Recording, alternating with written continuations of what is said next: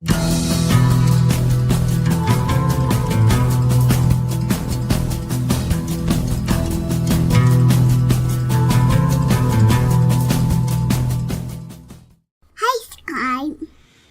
morning, everyone, and welcome to another edition of D.E.I. Deathwatch, my bi-weekly digest of the continuing downfall and doubling down of diversity, equity, and inclusion in our world.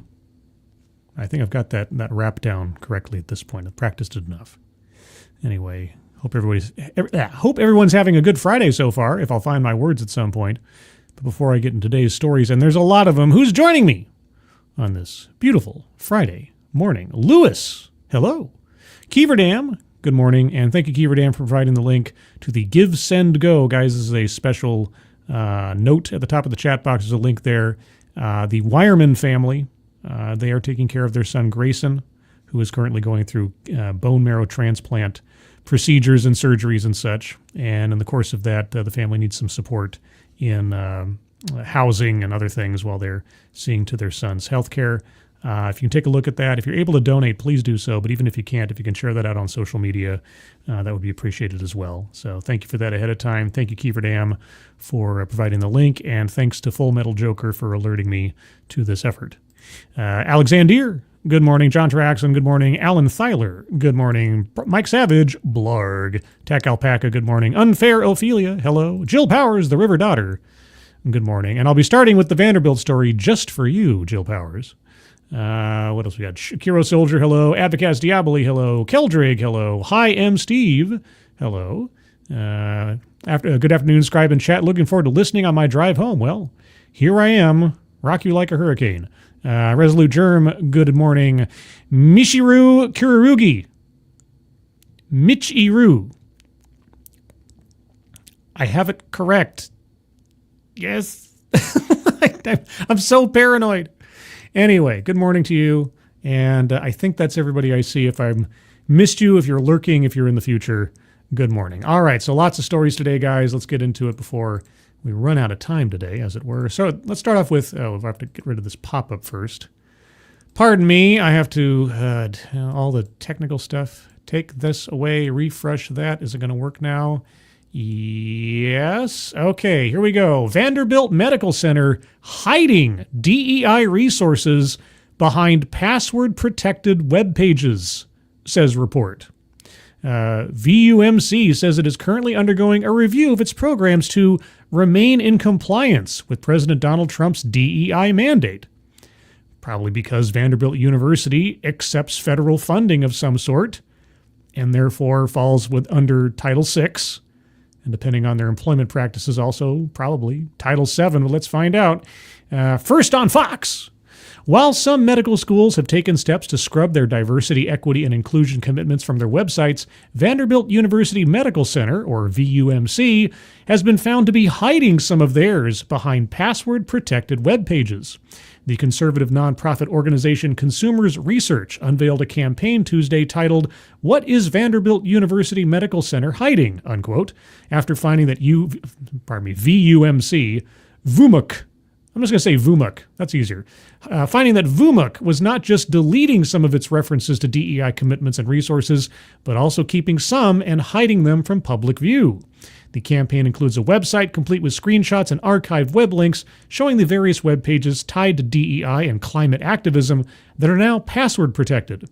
The Consumers Research campaign also includes a mobile billboard that the nonprofit has deployed at the university to raise awareness about VUMC's actions. VUMC's actions? Okay. Quote, Vanderbilt University Medical Center is frantically trying to conceal its radical policies by password protecting and deleting web pages highlighting its commitment to DEI and climate activism, unquote, Will Hild, Consumer Research Executive Director, said in a statement to Fox News Digital. Quote, until recently, VUMC proudly touted its woke ideology, showcasing DEI policies and an activist climate agenda prominently throughout its website, but now the health system is scrambling to hide the evidence. This seemingly nefarious behavior begs the question, what is Vanderbilt University Medical Center hiding? Unquote.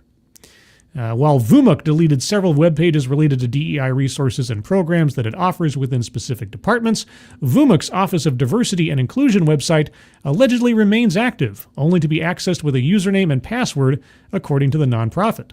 A VUMUC Department of Medicine webpage touting its commitment to recruit, quote, a diverse resident and fellow population, unquote, and laying out resources for those, quote, underrepresented in medicine, unquote, is now hidden as well.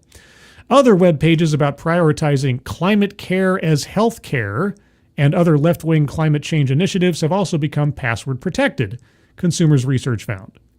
In a statement to Fox News Digital, VUMUC spokesperson John Hauser said that in light of President Donald Trump's recent executive actions mandating an end to DEI programs, even though they were already questionable under Title VI, but I'll just keep saying that until the cows come home, particularly in educational institutions, well, particularly in those that accept federal financial assistance, VUMUC, quote, is undertaking a thorough review, unquote, of its programs to figure out, quote, where revisions may be required to remain in compliance, including updating information on websites and other public platforms.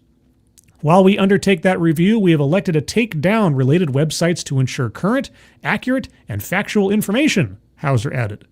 Quote, VUMUC remains committed to maintaining an environment in which all our employees, patients, and visitors feel equally welcome, respected, and valued, unquote. Yeah, valued on what you look like. Included in the Consumers Research campaign is a letter to Health and Human Services Secretary Robert F. Kennedy Jr. calling on HHS and the Department of Government Efficiency to investigate VUMUC. Well, good.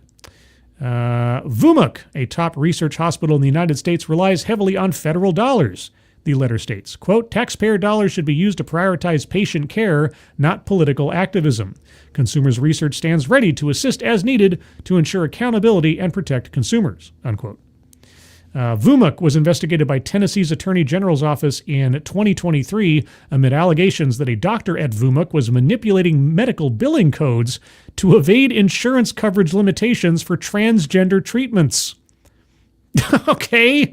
The investigation followed a video released in 2022, which allegedly showed a VUMUC doctor touting transgender surgeries for minors as, quote, huge moneymakers, unquote, and telling anyone with a religious objection to providing them should quit. Okay, well then, that was the end of the article. I'm glad that some attention's being paid to this because, again, I'm not so sure about the climate activism part. I don't know if there's a law that says you can't do that. However, if you have any programs or activities in your institution that discriminates on the basis of race or sex, and you accept federal funding, you're breaking the law. That's the long and the short of it. So that is Vanderbilt Medical Center. We just password protected these web pages while we consider what to keep and what to let go. Why not just take down the page and put up a revised one at a later point? Password protecting them seems like several extra steps that seem awfully bizarre, especially when it's like your diversity and inclusion office or whatever. Seems a bit odd to me. Jill Powers, Vanderbilt is just south of Fisk, and we did a lot of work with Vandy, especially their nursing program with ours and Meharry Medical School. Meharry or Meharry? Vandy is right off West End. Well, there you go. You have some direct knowledge there. Doesn't surprise me at all, given that Vandy went woke and got rid of Dr. Caroline Swain, a black conservative history full professor who got her PhD at Princeton. Uh-oh. Was she not touting the party line? Scribbles, my former supervisor left Fisk after 17, and he is now chair/head of Jewish studies at Vandy. His name is Dr. Adam Mayer. He helped me getting tenure. Well, cool. Congratulations. Whatever's going on at Vanderbilt, I hope it is looked into. Every one of these colleges that is doing their best to pull a California post-affirmative action in 1996 and find any way they possibly can to maintain their DEI initiatives without saying they're maintaining their DEI initiatives, someone needs to put on notice and consequences need to befall somebody to make an example. The EEOC, the DOJ, and in this case, I guess HHS, They cannot let this stuff slide. And I have to remind myself, we're only now just 3 months into, or barely 3 months into, the new administration. So there's plenty of time left, and things have probably only gotten started on the prosecutorial end of things in looking into companies and organizations on this stuff until legal action actually is taken. So I hope they're all dotting their I's and crossing their T's before they file anything. But as I've said many times, and I will continue to say until it happens, the fear running through companies and organizations about getting rid of their DEI stuff is great, but action needs to follow. Consequences need to befall. An example needs to be made. Fingers crossed, knock Formica, we get that eventually. We're getting closer, I think, but time will tell. Let's move on to our second story. Of all the companies, I hadn't even thought of Nestle. You know, the water barons, the chocolate barons. Nestle boycott over DEI rollback starts this week. Oh, it's an organized thing. Why it differs from Target, Amazon boycotts. I don't know. Do tell. Next up, Nestle. After boycotts of Amazon and Target for rolling back their DEI initiatives, how did those boycotts go, by the way? Are Amazon and Target now completely in the gutter? I got a feeling the answer is no. Also, hello, Found, and hello, Angela Arriaga. Good morning. Did I miss anybody else? Oh, yeah, Datura Jones. Hello. Get some more hellos in there. Activists are targeting the brand behind Purina Pet Foods, Coffee Mate Creamers, and Toll House Chocolate Chips, among many more. Here's what to know.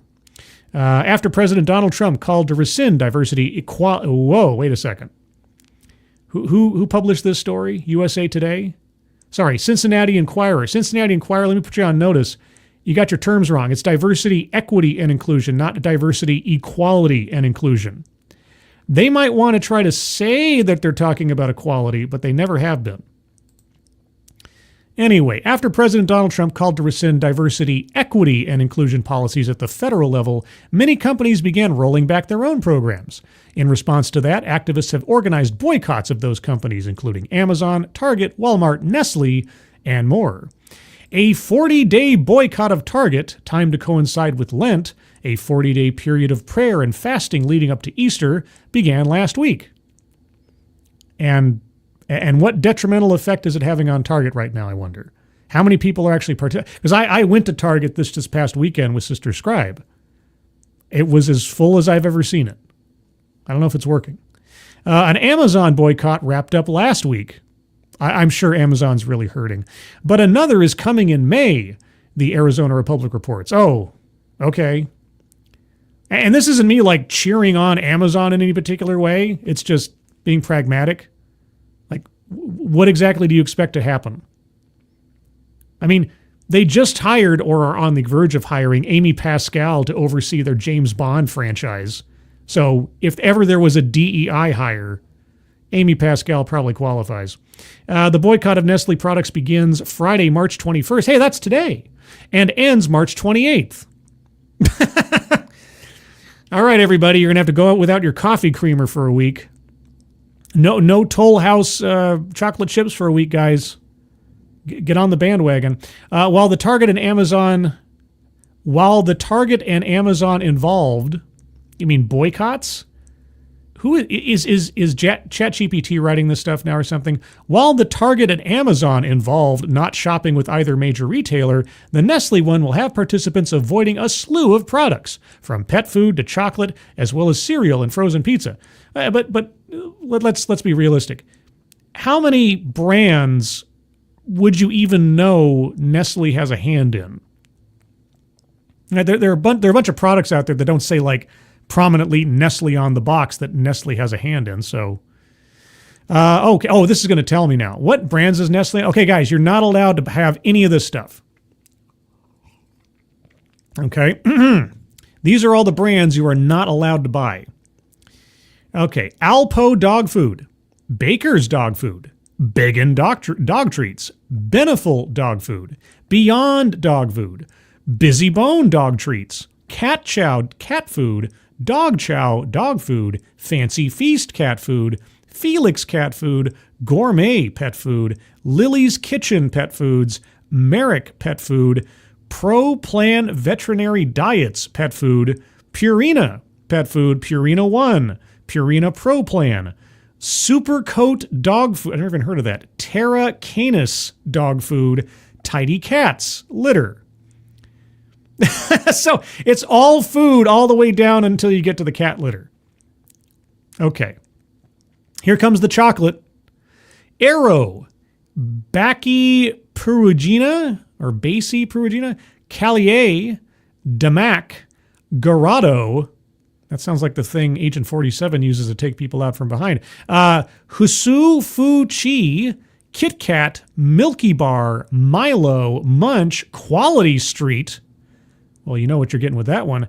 And Sahe Noose, or Sane Noose.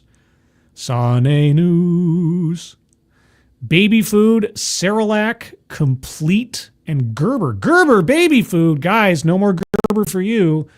Let's see. Water products, Aquapana, Bear Brand, Boost, Buxton, Carnation, Coffee Mate, Ericly, Essentia, Heine's, Hepar, Lavi, Lavissima, Nescafe, Nesespresso, Nesquik, Nestea, Nestle Pure Life, Nestle Sustainable Sourced Cocoa, Nido or Nido, Perrier, Plant-Based and So Good, Rostellier by Nescafe, or Rostellier, S. Pellegrino, San Pellegrino, Starbucks Coffee at Home, and okay, this just keeps going. I don't care anymore. I stopped caring. So guys, you're not allowed to eat. This is how you will protest Nestle rolling back its DEI programs. Just don't eat anything at all. Don't feed your pets. Don't eat food. Don't drink water. And you too can join in on the fun. There you go. That's the latest and greatest. Just fast for a week. Between now and the 28th, just nothing. And your pets must also comply. There you go. JB, good afternoon. So there's the latest from Nestle. Oh boy, what's next? How about a rebranding, guys? A rebranding. JP Morgan renames DEI program DOI following political backlash. Okay, I haven't read this yet, so let's take some bets. And don't cheat. What does the O stand? Well, heck, what does the whole thing stand for? So my first thought was diversity, opportunity, and inclusion. But the D and the I could mean different things now. So what do you think? I'll take a quick straw poll in the chat. Come up with your best guess as to what DOI means. I'll mentally play some Jeopardy music. Or I'll just hum it.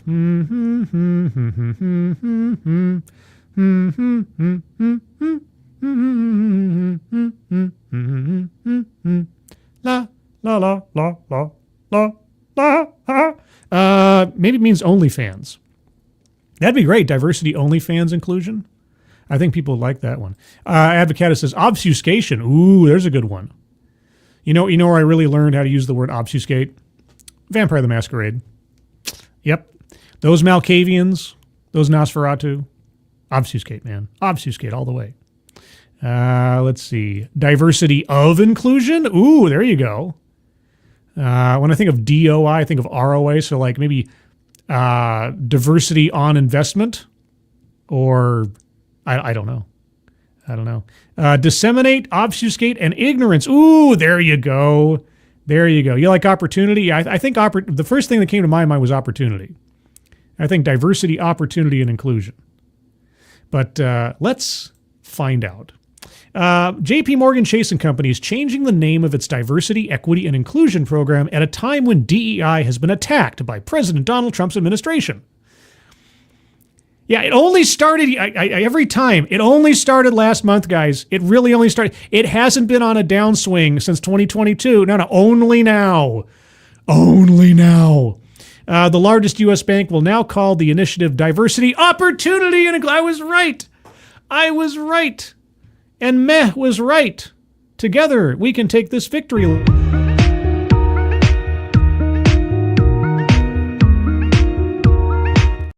So we're retaining the discrimination part. We're retaining the lowering of standards part. But now there's going to be more opportunity to engage in discrimination and the lowering of standards. Okay, the largest U.S. bank will now call the initiative Diversity, Opportunity, and Inclusion, or D.E.I. Chief Operating Officer Jen Piepsek said in a memo to staff on Friday, quote, because the E always meant equal opportunity to us, not equal outcomes. Well, if it never did, why did you bring it up? And we believe this more accurately reflects our ongoing approach to reach the most customers and clients to grow our business. Okay, here's the thing.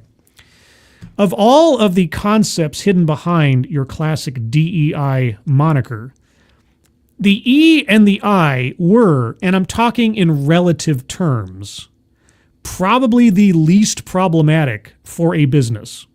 Let me explain. Okay, inclusion is just lowering the standards so that anybody can show up to the table.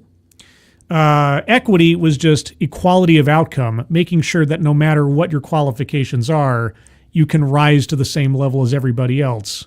But all of that was predicated on diversity, which is really the poison tree from which the fruit falls. Diversity being rampant and systemic discrimination on the basis of race, gender, and sometimes orientation. Okay. But of the three, the one that probably has the most risk to it on a legal basis is that diversity part. So if you were going to change anything about your outlook on DEI, to change the E is probably the most asinine. It's ridiculous. You haven't changed anything. It's moving deck chairs around on the Titanic. So JP Morgan Chase hasn't gotten the memo yet. I really, really, really hope, and by the way, I've done a couple of videos on JP Morgan before. I really, really hope that JP Morgan Chase gains the attention of the Trump administration. But here's the thing, of all of the institutions that should be under a spotlight for DEI violations and violations of Title VII, etc., and Title VI. Banking institutions, I don't know.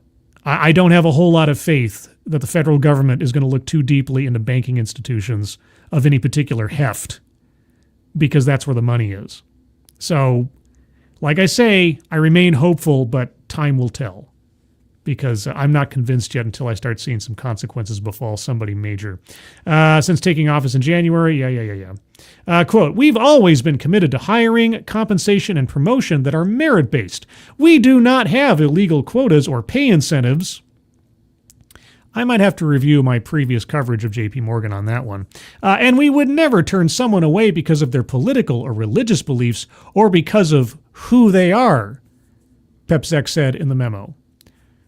Yeah, I'm going to have to relook up my JP Morgan stuff in the past. I have a sneaking suspicion that that statement is not entirely true. Quote, we're not perfect. Well, then please do tell us. List off your litany of imperfections. We're not perfect, but we take pride in constantly challenging ourselves and raising the bar. Why did you change anything? If you've got nothing to apologize for, why change the E? The New York-based bank said that its employee groups will continue to focus on You mean its employee resource groups? I still haven't done something on ERGs recently. I need to do that again. We'll continue to focus on engagement, cultural celebrations, education, and historical observances. All right, you're segregated by race and ethnicity employee resource groups. JP Morgan plans to, quote, reduce trainings while maintaining a focus on high-quality offerings, according to the memo. I think JP Morgan is scared, but not scared enough. They just changed the letter. They didn't change the intention. And as far as the statement, we've never used quota systems or had pay incentives, I don't know. Let's see. Hold on a second.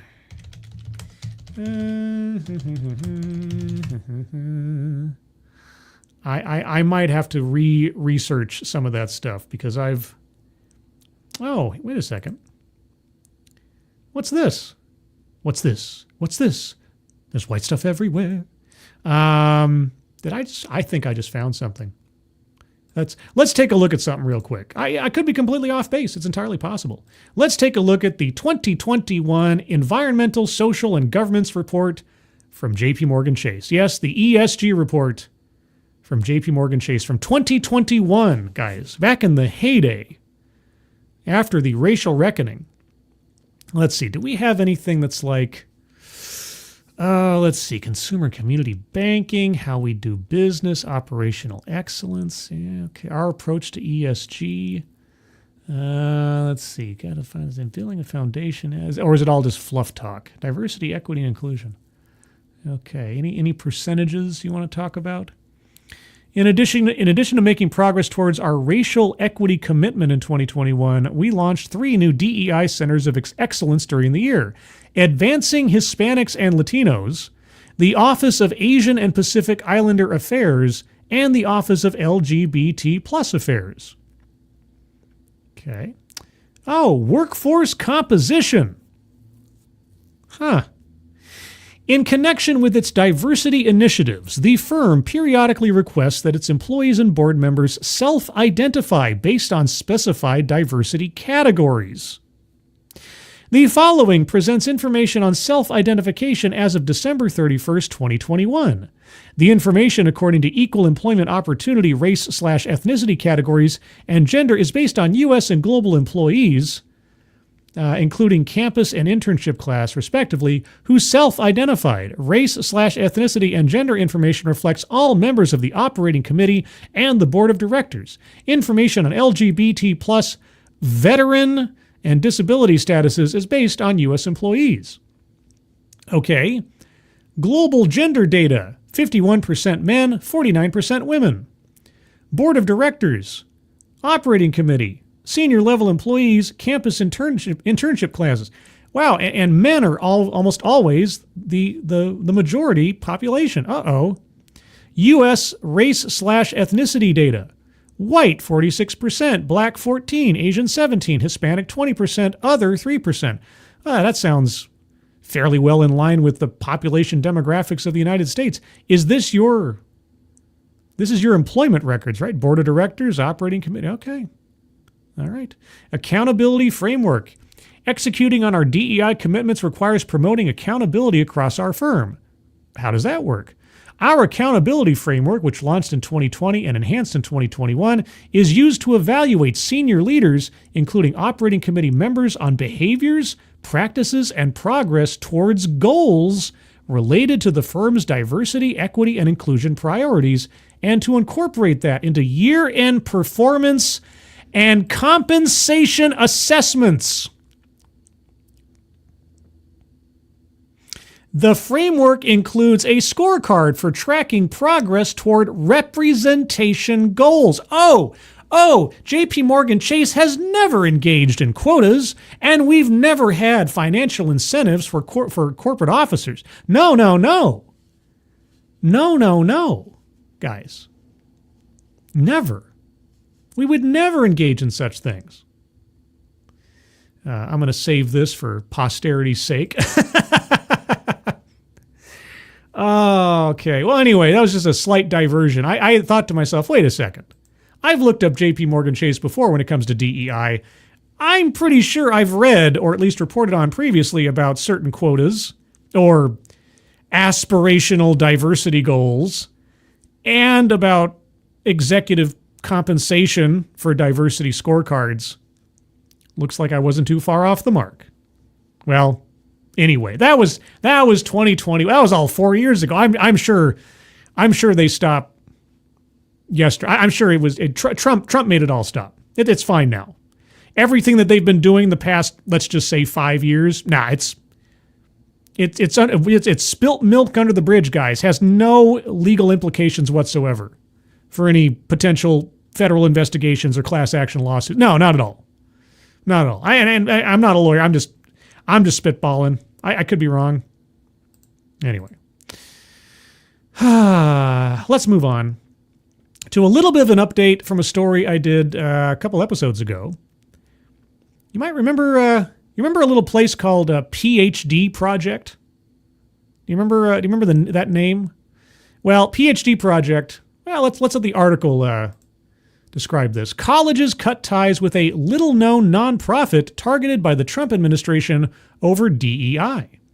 Until recently, it was a little-known program to help Black and Latino students pursue business degrees. Yes. Well, I'm glad that you were at least honest enough to say what their current website does not.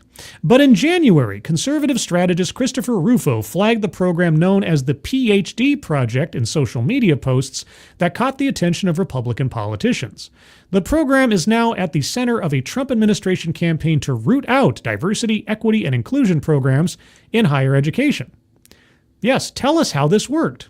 The U.S. Department of Education, the U.S. Education Department last week said it was investigating dozens of universities for alleged racial discrimination, citing ties to the nonprofit organization.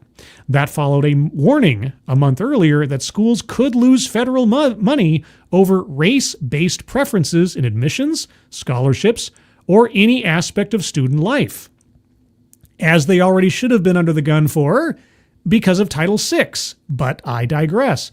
The investigations left some school leaders startled and confused, wondering what prompted the inquiries. I'm shocked, I tell you. I can't believe that discrimination was taking place here. Sir, we have some more money for the DEI program. Oh, yes, thank you. Yeah, that was a reference. If you got that, you're either a cinephile or you're old. Many scrambled to distance themselves from the PhD project, which has aimed to help diversify the business world and higher education faculty. The rollout of the investigations highlights the climate of fear and uncertainty in higher education, which President Donald Trump's administration has been policing for policies that run afoul of his agenda or long-established civil rights laws, even as he moves to dismantle the education department. Yeah? What? You know the education department is not the end-all be-all of education in the United States. Do you know that, AP? Do you understand that?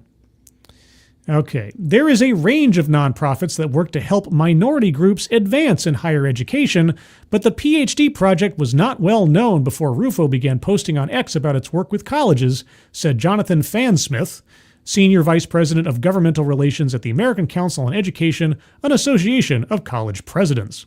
Quote, "It's not hard to draw some lines between that incident and why 45 institutions that were partners with the PhD project are getting this investigation announced," he said. The 45 colleges under investigation for ties to the organization include public universities such as Arizona State, Ohio State, and the University of California, Berkeley, along with private schools like Yale, Cornell, Duke, and the Massachusetts Institute of Technology. The Education Department sent letters to the universities informing them its Office for Civil Rights had received a complaint and they were under investigation for allegedly discriminating against students on the basis of race or ethnicity because of a past affiliation with the PhD project. The letters set a March 31st deadline for information about their relationship with the nonprofit. Well, please do tell us, what does the nonprofit actually do?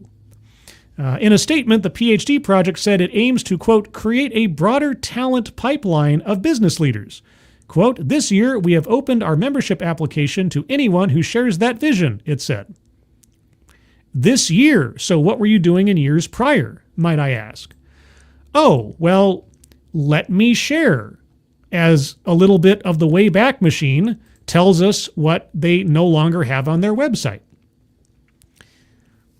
Our vision, a significantly larger talent pipeline of Black/African Americans, Latinx, or Latina, Hispanic, whatever, Americans and Native Americans for business leadership positions. Also referring people to colleges for either jobs or degrees. Now, I've talked about this before, but I will talk about it again. This is something that's been going on for a long time in colleges and other organizations.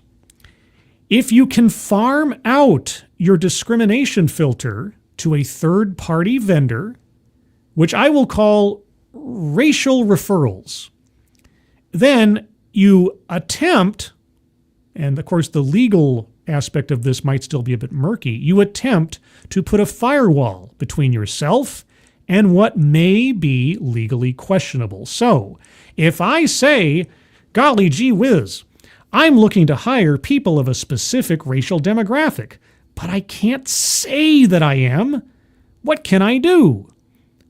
Oh, here's an organization that acts as a opportunity generator for specific racial demographics. They're not hiring these people. They're just referring people to me to consider for admissions or employment. So if I partner with this third-party vendor that's just basically a glorified referral agency, it doesn't matter that their focus on a racial or ethnic filter is there, because whoever they refer to me, I haven't committed any discrimination. I'm completely clean of it. It's discrimination washing. It's like money laundering. That's all it is. You're just making sure that whoever's referred to you passes the test on what demographics you're looking for, without you having to actively either record or vocally make the decision or declaration that you're committing potentially illegal discrimination. So colleges get people referred to them for admissions. Oh, this student would make an excellent candidate in your school. They've gone through our program and they're ready to go. Or this new college graduate would make an excellent candidate for your entry program at your company. They've gone through our job seeking training process and they're ready to go. That's what's happening. That's what these companies and organizations do. It is, and I have to say, it is probably the safest way to try to commit discrimination without necessarily falling into the legal trap of it. Now, how legal that is, I guess, is being investigated by the government, which I kind of appreciate. So, colleges tread carefully on inquiries that threaten federal funding. Public reaction from the university's leadership has been minimal and cautious. Well, yeah, you don't want to draw too much attention to yourselves, with most issuing brief statements saying they will cooperate with investigators and refusing further comment. Colleges may see reason not to push back. The Trump administration has shown willingness to withhold federal funding over issues involving anti-Semitism allegations, diversity programs, and transgender athletes. At Columbia University, under fire for its handling of pro-Palestinian protests, the administration pulled $400 million in federal money and threatened billions more if it does not comply with its demands. Also, I didn't have it here. I think I might do it on Sunday. It's tangentially related to DEI stuff. But you remember the governor of Maine who was like all sour at Trump at that lunch or dinner or whatever a couple weeks ago about the fact that he was going to pull federal money for still promoting transgender athletes in women's sports and everything. Yeah, she was all defiant. We'll see you in court. Yeah, all the Maine universities are starting to pull their programs. So, quote, there is a concern that if one university steps up and fights this, then that university will have all of their funding cut, said Veena Dubal, general counsel of the American Association of University Professors. Well, yes, if you decide to act in defiance of not only federal law, but federal law, yeah. Again, Title VI, this is not anything, it didn't start with Trump. Quote, they are being hindered not just by fear, but a real collective action problem. None of these universities wants to be the next example, unquote. Well, then you better change your ways. Some colleges move swiftly to stop working with the PhD project. The University of Kentucky said it severed ties with the nonprofit on Monday. The University of Wyoming said in a statement that its College of Business was affiliated with the group to develop its graduate student pipeline. But it plans to discontinue its membership.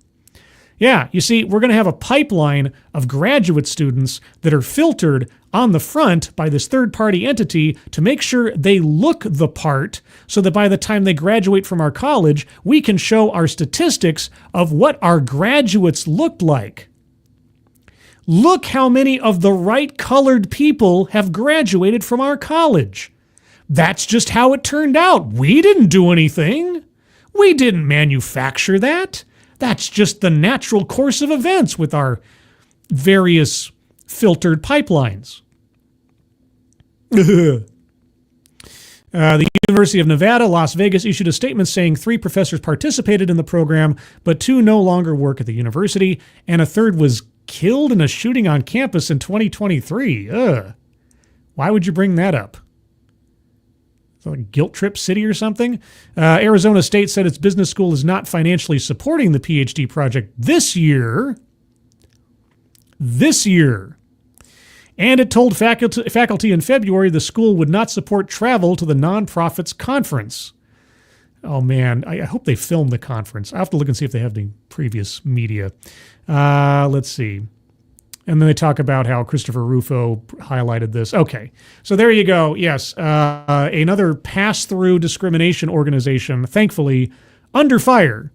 And everybody trying to run away from it. Because they knew what they were doing. They just don't want to admit to it. They knew what the function of that organization was and an affiliation with it was. They just don't want to say so because that would, implicate something. Texas Attorney General secret agent. Good afternoon. Let's see. Jill Powers. They're screaming because their gravy train is ending. Well, yeah, the nonprofits who get, who knows how much money from these universities and everything to partner with them to send them students of the appropriate color. They're in trouble. It's the same thing with, so PhD project. We talked about Equity Arc and the Marine Band on the previous episode. These organizations are acting all righteous in giving marginalized demographics opportunities they might not otherwise get. But really all they're doing is they're being a pre-filter of racial discrimination for their client organizations. That's it. They might want to say otherwise, but that's their function. And the problem is that you probably have a whole bunch of people who are perfectly merited to go off and be in the pipelines that they're being put into. The problem is they're being pre-screened for their race or their ethnicity. It's just affirmative action, but they franchised it. That's all it is. So there you go. There's that story. Let's see, Jill Powers. Their graduates look like Christopher Brown, who embezzled from at least 2 public universities and was the provost who de-chaired me with no reviews, took away faculty senate power of no confidence, racist. Have I heard that name before? Is that someone that I've heard before? I don't know. Cognis, Scrilight, what do you think about IEPs and giving mentally disabled people extra time resources on exams? I think IEPs should be only for helping them learn the material. Those are individual education plans, correct? Give them mentally extra time resources on exams. I guess it would depend on the specific circumstances of that. I mean, if it is equity, equality of outcome, in order to get someone to the exact same spot as someone else, but giving them resources a non-disabled person would not have. I mean, it's one of those things where it's not a matter of merit. It's sort of like if you can or cannot do a thing or are disabled through no fault of your own. There's no judgment there of the individual, but you have to look at what is it that they're doing. Like, what's the most dramatic example I can think of? Qualifying a blind person to be a forklift driver, right? Oh, well, that's discrimination against disabled people. No, it's just basic pragmatism of reality, right? So in the general sense, giving someone who's got a learning disability more time to get through a test, I don't necessarily have a problem with that. It would all depend on the specifics. The devil is in the details. And something like individual education plans, purportedly they're tailored for the individual. So it would all depend. That's all I got to say about that one. The devil's in the details. Let's see. You got in trouble and was no confidence at UNLV, was at Fisk for a year and a half, left to become president of Alcorn State, got caught stealing there and later hired at Jackson. It really reminds me of these. You ever hear of those deadly, angels of death nurses that mysteriously people keep dying on their rounds and in their wards, and yet somehow they keep being moved around to different hospitals? Just we don't want that problem. We don't want that liability coming to bite us, so we'll just move this person on. I really hate that kind of philosophy. I really hate that kind of mentality when it comes to stuff like that. But let's move on to our last story. 2 Boston law firms among those targeted by Trump administration for DEI practices. Oh boy. Now, I have a scripted video on my channel that I think is one of my better videos. It's about the law firm O'Melveny and something. I forget what the other name was. Anyway, they're a super duper prestigious law firm. They were even name dropped in The Sopranos, and they had a trainee first year law student program that was absolutely and blatantly discriminatory. Now, whether it was illegal, can't say. That's where it gets kind of murky, because like internships are not technically employment and on and on and on. But anyway, I forget what I called the video. It was like a firm of diversity or something. I'm sure some industrious individual in the chat will find that. It's in my scripted videos. It's not that long ago. I could probably find it, but I'm going to move on to this story. 2 Boston law firms among those targeted by Trump administration for DEI practices. Do tell, what were the practices? 2 Boston-based law firms received letters from the Trump administration on Monday seeking information about their employment practices, yes, related to diversity, equity, and inclusion, going so far as to request detailed personal information about applicants for so-called diversity internships, yes, fellowships, and even partner roles. The U.S. Equal Employment Opportunity Commission sent the letters to 20 of the country's top law firms, including Boston's Goodwin Procter LLP and Ropes and Gray LLP, as part of a larger movement to root out DEI practices in private companies and universities. Quote, the EEOC is prepared to root out discrimination anywhere it may rear its head, including in our nation's elite law firms, unquote, EEOC Acting Chair Andrea Lucas said in a statement. Okay, well, Andrea Lucas, until you prove me otherwise, you're my new favorite person at the EEOC. Because the EEOC, as far as I've experienced, at least observationally over the last 8 years, has been a nothing organization when it comes to going up against DEI. From the jump, DEI put every organization that adopted it suspect, as far as I was concerned, for EEOC violations and civil rights law. And I hadn't seen anything of any note from the EEOC in 8 years. So if they are actually, finally doing something good, I want to see results. If I was Trump right now, I'd be like, I want to see results. Quote, no one is above the law and certainly not a private bar, unquote. Goodwin, Procter, and Ropes and Gray did not respond to requests for comment. A spokesperson from the EEOC declined to comment on how or why these firms were identified.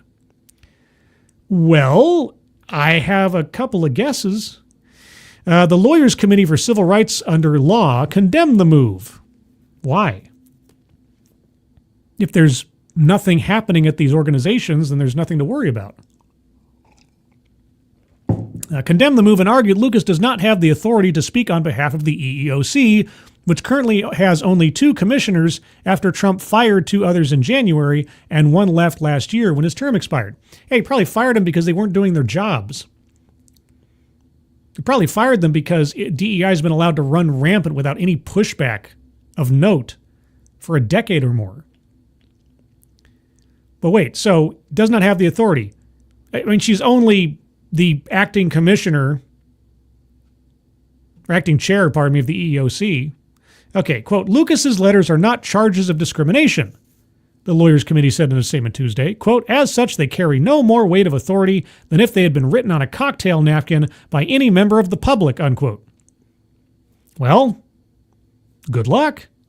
Federal officials claimed in the letters that the 20 law firms' DEI initiatives are counter to Title VII of the Civil Rights Act, which prohibits employment discrimination based on protected classes such as race, sex, and religion, among other identities. Erica George, an associate dean and professor at Boston University School of Law, called the move a, quote, reverse jujitsu inversion of that intention, unquote, that is not operating in good faith. Reverse jujitsu inversion of that intention. How do you, please explain that one. Are you going to? The EEOC specifically asked the firms to provide spreadsheets of law students who applied to diversity internships and fellowships, as well as lawyers who were considered to become partner. Among the data requested by federal officials are applicants' names, sex, race, phone number, email address, their law school, and other GPA, as well as any bonuses, compensation, or promotions they received. Firms were also asked to share their recruitment practices for the hiring of diverse applicants and information on internal affinity or resource groups for staff. Affinity groups? Resource groups? Yay! Kenneth Mack, a professor of law and affiliate professor of history at Harvard University, said such information should be considered private by these firms. Okay. Go ask Melviny, what they thought about these attributes to an individual. Seriously. I'm gonna go find that link real quick, just so you guys can see this. You can watch it after the stream. I recommend everybody watch this after the stream and, share it with your friends. If anybody's curious about, copy link. There we go. Copy link. If anybody's curious about this, take a look at, the title of the video is called ID Law, the O'Melveny Method. And, this should be private. Now, obviously, O'Melveny is not one of the two law firms named here, but just as an example of a law firm that makes no bones about their focus and their intentions, I'm going to have to look up these other two and see if there's anything that's been sort of, scrubbed from their websites in recent time or otherwise. Let's see. Quote, "This appears to be a fishing exposition directed at just forcing law firms to cough up as much individual personal information, particularly about women and people of color, as the EEOC can wring out of them," unquote, he said, calling the move deeply problematic. This is not the first time Trump has specifically gone after law firms he viewed as adversarial. Earlier this month, the president signed an executive order limiting federal partners from working with Perkins Coie, a Seattle-based firm Trump said provided oppositional research to the Clinton campaign in 2016 and was involved in commissioning an anti-Trump dossier. You mean the Steele dossier? Perkins Coie was also one of the 20 firms to receive the recent letter. I wonder, I want to find this letter. Who else was named? Was O'Melveny named? Where's this letter? Hold on. Trump law firm letter. Where's the letter? Let's see. Where do you find a copy of this letter? I want to see the whole letter. Anywhere? Let's see. I don't see the letter. Okay, 20 of the biggest law firms. List them. What are the law firms? They don't give me a whole list. Is this it? Oh, maybe I found it. Okay, hold on. I might have found it. 1 second. Can I download it? Do I get to keep a copy of it? What's going on here?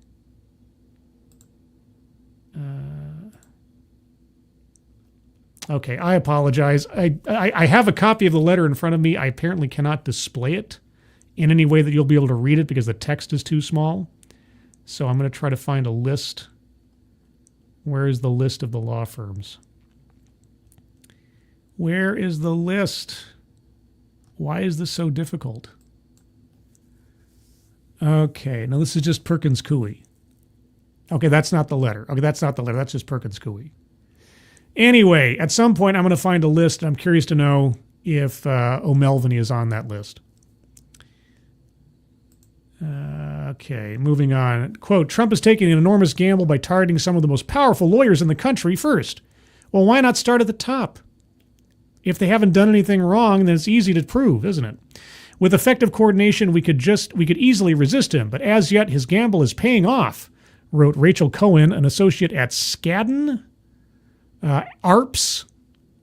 Okay, these are names. Skadden, Arps, Slate, Meager, and Flom. SASMF. SASMF, who is based in Chicago, quote, "I will not watch the legal system collapse from my window office 4,000 feet off the ground and stay silent out of fear." You poor baby, 4,000 feet off the ground, huh? Sounds like an ivory tower. The firms are supposed to submit responses to the EEOC by April 15th, so by tax day. Okay. Yeah, I want to find the list of... Why can't I have the list of the... Hold on. Wait a second. Let me see if I can... They keep having hyperlinks in this thing, and I didn't get the hyperlink before. Let me see if I can find that, because I really like to have the list. No, I want the list of... You jerks. Let me get the list. All right. Is this it? Letters? No, it's review of Perkins Coie. No, where are the other... No, this is all Perkins Coie stuff. Where are the other law firms? Or maybe this is the only one they have a copy of. Okay. Well, apparently the Perkins Coie letter has been made public. I haven't seen what the other law firms are. Okay. Well, anyway, sorry to keep pausing and starting and stopping and everything, but I just wanted to find out if I could find the list of the law firms. So anyway, everyone, it's been an hour. Those are your DEI stories for today. Alice Morgan, don't operate inebriated. I haven't had anything yet today. At all. Tristan O'Leary, I go to Vanderbilt. What happened? Vanderbilt has password-protected web pages and other resources pertaining to their DEI initiatives, seemingly still maintaining them, but not getting rid of them or hiding them or something. More on that you can find. Either you can read, there's a link to the story in the description below for Vanderbilt, or you can just rewind to the top of the show. It was the first story that I covered.